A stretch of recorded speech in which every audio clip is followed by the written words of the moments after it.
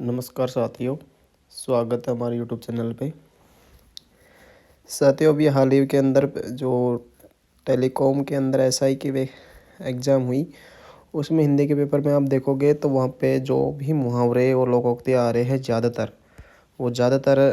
ज़्यादातर क्या 100% सारे भोलानाथ तिवारी की बुक से आए हैं। तो हमने ये भोलानाथ तिवारी की बुक से सीधा ही प्रैक्टिस के साथ में रिवाइज वाली ये सीरीज चालू की है और इससे आपको बहुत ज़्यादा मदद मिलेगी। और यकीन मानिए, दोनों बुक्स लगभग, एक है 500 पेज की और एक है 1200 पेज की। सबसे बड़ी समस्या होती है कि इतनी बड़े बुक है, इतने सारे पेज हैं, इनको कैसे पढ़े। हर कोई परेशान रहता है, समय का प्रबंधन हो नहीं पाता। तो इस बीच हमारा पढ़ने का कुछ तरीका ऐसा रहेगा कि चाहे आप है जो ईयरबड्स वगैरह कुछ भी लगा करके आराम से सुन सकते हैं, कुछ भी काम कर रहे हो तो देख सकते हैं। लेकिन अगर जो बीच में ब्रेक में आप सुनेंगे तो आपके लिए बहुत ज़्यादा फ़ायदेमंद होगा। जो समय है आप यूटिलाइज कर पाओगे और ऑथेंटिक सोर्स है, इससे बाहर कुछ नहीं जाता। आप सब भी जानते हैं इसकी ऑथेंटिसिटी कितनी है, क्या है। चलिए शुरू करते हैं इसको। इसी तरीके से एक चीज़ और ध्यान रखनी है साथियों, इसके अंदर है जो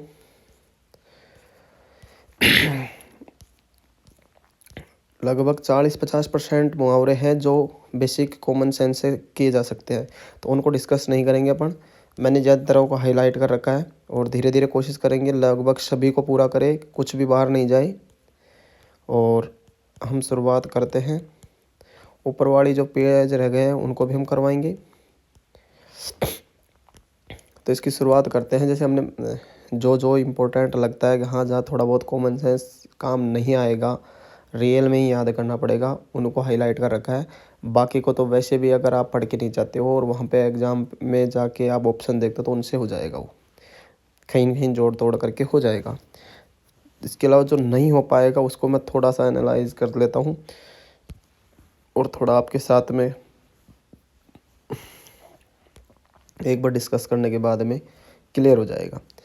वैसे होते सबसे सीधे हैं, लेकिन कई बार अगर कुछ ऐसे मुहावरे आ जाते हैं, लोकोक्ति आ जाती है जो एकदम से फंसा देते हैं। और स्कोरिंग पोर्शन है, स्कोरिंग टॉपिक है, सब जानते हैं इसके ज़्यादा इम्पोर्टेंस क्या है, कितनी इम्पोर्टेंट चीज़ है ये, वो मुझे बताने की ज़रूरत नहीं है शायद। चलिए शुरू करते हैं। जैसे पहला मुहावरा है इधर, अपना दिल हाथ में रखना।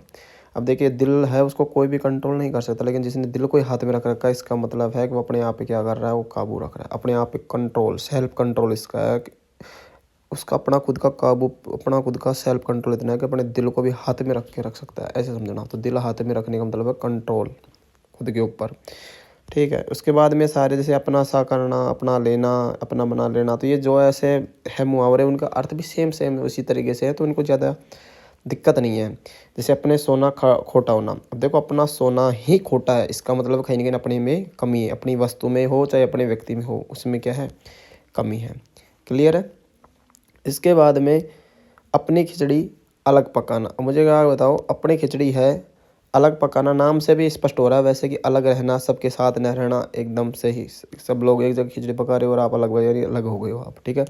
अपनी गुंडिया है वो क्या कर देना, संवार देना। अब मुझे आपकी गुड़िया का मतलब होता है अपने आप की एक बेटी है, ठीक है, और अपनी बेटी है, तो इसके दो अर्थ होते हैं साथियों। एक तो होता है अपनी शक्ति के अनुसार क्या कर देना, बेटी की शादी कर देना, और एक होता है अपनी चीज़ को सुंदर बनाना। गुड़िया को संवारना यानी अपनी जो कोई चीज़ है उसको गुड़िया की तरह संवार दो, या फिर अपनी बेटी अपने लिए गुड़िया है और जितनी अपनी हैसियत है उसके अनुसार उसको गुड़िया बनाया और शादी कर दी, यानी अपनी शक्ति के अनुसार उसकी शादी कर दी। दोनों अर्थ है, ध्यान रखिए, कोई सा भी अर्थ है जो एग्ज़ाम में दिया जा सकता है।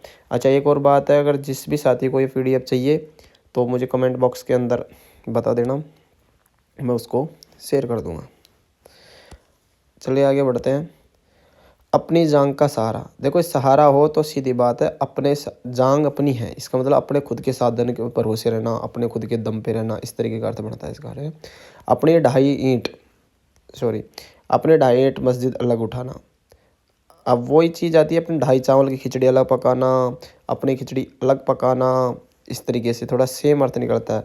तो देखो, दोनों का एक ही अर्थ निकलता है, अपनी ढाई चावल खिचड़ी अलग पकाना, ढाई ईंट की मस्जिद अलग करना। देखो बहुत सारे चावल है, उसमें से आपने कितने चावल अलग कर लिए? ढाई। इसका मतलब लोग बहुत सारे कह रहे हैं, लेकिन आपकी राय क्या है? अलग है। ढाई चावल की बात होती है, पूरे चावल में से ढाई चावल अलग है ना, इसका मतलब आपकी बात क्या है? अलग है। सबसे अपने अलग रखना, ठीक है। नाक काट कर या नाक का कटा कर दूसरे का शगुन बिगाड़ना। तो वो जैसा है वैसा का वैसा ही इसका अर्थ है। अब दूसरे की थोड़ी हानि हो जाएगी, मैं दूसरे का शगुन बिगाड़ रहे हो, लेकिन अपने तो नाक गई ना, तो अपना बड़ा नुकसान कर लिया, ठीक है। अपनी नींद सोना। अब मुझे बताओ, रियल में नींद तो अपनी अपनी सबकी अपनी पर्सनल होती है। जो पर्सनल नींद सोएगा उसमें निश्चित होकर वो सो गया हो, ठीक है। मन के अनुसार जैसा चाहता है वैसा सोएगा वो, ठीक है। Have you got it. अपनी बिल्ली का खोकियाना। मुझे एक बात बताओ, अगर अपनी बिल्ली है जिसको अपने पाला है, तो वो क्या है? खोकियाना का मतलब होता है कि वो थोड़ी दुखी हो गई है। इसका मतलब अपने ही व्यक्ति का क्या हो जाना? नाराज़ हो जाना, ठीक है। सुख से सोखियाना हो गया, न हो करके, और खोकियाना हो गया, ऐसे याद रख लेना, ठीक है। अपने को उड़ेलना, यानी क्या? उड़ेलने का मतलब होता है खाली करना, और अपने को खाली कर दिया यानी कि अंदर से खाली कर दिया। इसका मतलब अपनी सारी बात अंदर भरी थी, सारी बाहर निकाल दी, अपनी सारी बात बोल दी, ठीक है। अपने को खोना। अपने को खोने का मतलब कि मैंने तो अपने आप को ही खो दिया। इसका मतलब है खुद को विस्मृति यानी खुद को ही भूल जाना। आत्म विस्मृति यानी होता है भूलना। दूसरी बात होता है जब अहंकार छोड़ना। दोनों इंपॉर्टेंट। अपने को खोने का मतलब अपना का मतलब घमंड, गर्व, अहंकार, ये भी आता है। तो अहंकार छोड़ना या फिर अपने आप को ही विस्मृत कर देना, भूल जाना। अपने को लाड समझना। देखो कहते हैं ना, लाड साहब समझे सके अपना आपको, बोलते ना, जो गाँव के अंदर वही लाड साहब समझाएगा अपने आप को। तो लाड का मतलब होता है थोड़ा बड़ा, महान, इस तरीके से। तो अपने आप को बड़ा समझना, ठीक है। अपने गिरबान में मुंह डालना। अपने गिरबान का मतलब अपने खुद के मुंह में डालोगे तो अपने को पता है अपनी गिरबान कैसी है, क्या, यानी अपनी योग्यता, अपनी औकात, अपनी हैसियत सारी पता लग जाती है, तो उस पर ध्यान चला जाएगा।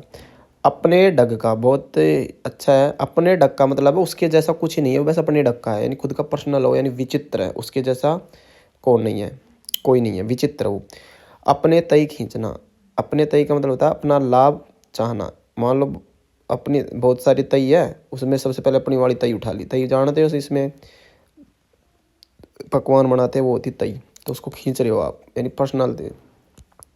अपने पाँव में आप कुल्हाड़ी मारना, तो वो जानबूझकर अपनी बुराई करना या जानबूझ के संकट लेना, सब जानते हुए। अपने पैरों पे खड़ा होना, तो स्वावलंबी बनना, ये भी आप सब जानते हो, ठीक है। इसके बाद में अपने फैज को पहुँचना। दोस्तों फैज का अर्थ होता है कर्म, ऐसे समझना, अपनी गति, अपना कर्म।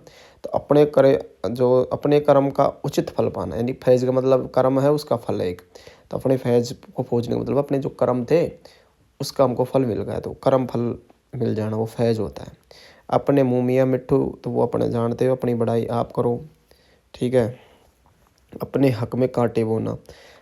अब खुद के हक में क्या बोल रहे हो? कांटे बोल रहे हो। इसका मतलब क्या बोल रहे हो? अपने आप की क्या कर रहे हो? बुराई कर रहे हो। कांटे बोलने का मतलब होता है बुराई करना, ठीक है।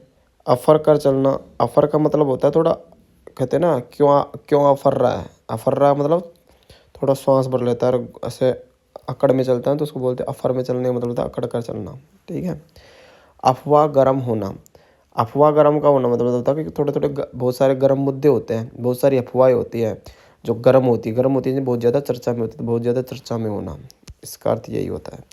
अब्बे तब्बे करना, कहते हैं ना, मैंने उसने उसने मुझे अब्बे तब्बे की तरह बात की, यानी कि रेरी मारना, असभ्य तरीके से बोलना, उस तरीके से। अब्र उठना इंपॉर्टेंट है। अब्र उठने का मतलब है जैसे बादल से आसमान का पानी भर जाना, मतलब होता है कि अब्र यानी होता है बादल, ऐसे याद रख लेना। जब भर गए इसका मतलब है बारिश होगी ही होगी। इसके बाद में अमचोर हो जाना, कहते हैं ना सूख के अमचोर हो गया, इसका मतलब दुबला पतला हो गया, ठीक है। उसके बाद में जो अमल पाना, अमल पाने नशा सेवन करना, जानते हो। अमान मांगना। अमान का मतलब होता है आप क्या मांग रहे हो किसी से? अमान। अमान का मतलब होता है आप किसी से रक्षा के लिए भीख मांग रहे हो, प्रार्थना कर रहे हो, तो अमान, ठीक है। कि अमान का मतलब होता है अम्मा या अम्मी से याद रखना। अम्मी से क्या मांग रहे हो आप? अमान मांग रहे हो, यानी कि आप मान मांग रहे हो, आपकी रक्षा बचाने का रक्षा के लिए प्रार्थना कर रहे हो, अमान मांगना। अमृत का घड़ा तो जानते हो, अगर कोई अमृत का घड़ा है तो अपने आप में क्या होगी? बहुत बड़ी अमूल्य चीज़ होगी, अमृत का घड़ा। अब उस अमर की घड़िया पीना। अमर की घड़िया मतलब अमर यानी होता अमृत, और घड़िया मतलब घड़िया। अब जिसने अमर की घड़िया पी ली है मतलब क्या हो गया? वो अमर हो गया, ठीक है। अरक अरक होना। अब अरक क्या मतलब जानते हो आप? सूर्य होता है, सूर्य जब ज़्यादा होगा तो क्या हो जाएगा, पसीने पसीने आएंगे। तो इम्पोर्टेंट लगा लेना इसको।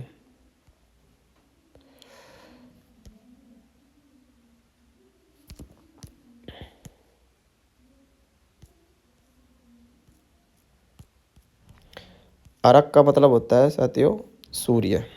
अरक का अर्थ होता है सूर्य। सूर्य आप लोग थोड़ा डिस्टर्ब हो गए होंगे, मेरे से बैक हो गया था वो। तो अरक का अर्थ होता है सूर्य। अरक का अर्थ क्या होता है, सूर्य। तो इसलिए अगर जब सूर्य ज़्यादा होगा तो क्या आ जाएंगे, पसीने पसीने आ जाएंगे। अरण्य रोदन, अरण्य का मतलब जंगल। अरण्य में आप रो रहे हो, रोदन कर रहे हो, इसका मतलब कोई सुनने वाला नहीं हो, तो निरर्थक रूप से कह रहे हो आप, बिना काम किसी से कह रहे हो।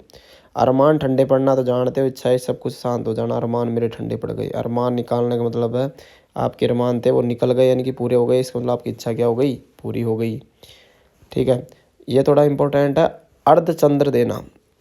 अर्धचंद्र का मतलब होता है आधा चांद देना, यानी कि ऐसे यार समझ लेना। अर्धचंद्र देने का मतलब होता है कि आपने आधा चांद पकड़ाया और चल निकल बाहर, ऐसे याद रख लेना। आधा चांद, पूरा चांद नहीं दिया, आधा चांद दिया और भग बाहर से, यानी कि गर्दन पकड़ करके बाहर निकाल देना। अलंग पर आना या छा जाना। तो अलंग पर आने यानी घोड़ी का मस्ताना। तुम्हारी घोड़ी अलग पर आ गई। अलग का एक अलंग मतलब घोड़ी के लिए आ जाता है। ठीक है, याद रखना। अलल बछेड़ा। अब बछेड़ा का मतलब होता है बछड़ा। छोटा बछड़ा है, नया नया बछड़ा है। अलल यानी जो अभी अभी पैदा हुआ है, तो अनुभवहीन है, नया आदमी है। तो अलल बछड़ा है नहीं, कौन सा बछड़ा है, अनुभवहीन। याद रख लेना। अल्लाह का बेटा, कोई अल्लाह का बेटा है, अल्लाह ही बड़ा है तो वो भी बहुत बड़ा होगा बेटा भी। आउटी मारना। आउटी मारना का मतलब होता है मारे मारे फिरना, यानी कि उसकी आउटी दशा हो जाती है ना, आउटी दशा आ गई। तो आउटी का मतलब तो मारे मारे फिरना। अवसर ताकना का मतलब जानते हो आप, मौका देखना। इसके बाद में इम्पोर्टेंट है, लगा लेना, असरपियों की लूट और कोयले पर मोर। देखो अगर लोग आपने लूटी तो असरफिया है, तो और मोहर किस पे लगा रहे हो, कोयले पे, यानी कि आपने मूल्यवान चीज़ों को की तो परवाह कर नहीं रहे हो, और किसकी, कोयले पे मोहर लगा के उसको बचाने की कोशिश कर रहे हो, उसको सुरक्षित कर रहे हो। इसका मतलब मूल्यवान चीज़ की परवाह करना न करके फालतू की चीज़ों, व्यर्थ की चीज़ों पर महत्व देना। अहंकार का पुतला इम्पोर्टेंट है, बहुत घमंडी। घमंडी नहीं, बहुत घमंडी। अहाता करना यानी कि जानते हो आप, ढेर कर देना। ये थोड़ा याद रखने की बात है। अहिर चपाट। अहिर चपाट, अहिर का मतलब मूर्ख होता है, ऐसे समझो। अब अहिर चपाट है कि अहिर से ही चपाट खा ली तो पूरा मूर्ख है फिर। ठीक है, अहिर होना मूर्ख होना, लेकिन अहिर चपाट पूरा मूर्ख है। अहिर का मतलब ही क्या होता है, मूर्ख होता है। तो ये ए तक के हो गए हैं पूरे। इसी के साथ में है जो आके शुरू करेंगे, और जो इम्पोर्टेंट है, जो जहाँ से कॉमन सेंस याद नहीं किए जा सकते उनको मैं ऑलरेडी हाईलाइट करके फिर आपके साथ डिस्कस करता हूँ। आपको इस पैटर्न में अच्छा लग रहा है थोड़ा बहुत भी, या कुछ और सुझाव देना चाहते हैं तो आप दे सकते हैं कि ये जो नई शुरुआत है वो कैसी है। तो कृपया आप सुझाव ज़रूर दें। धन्यवाद।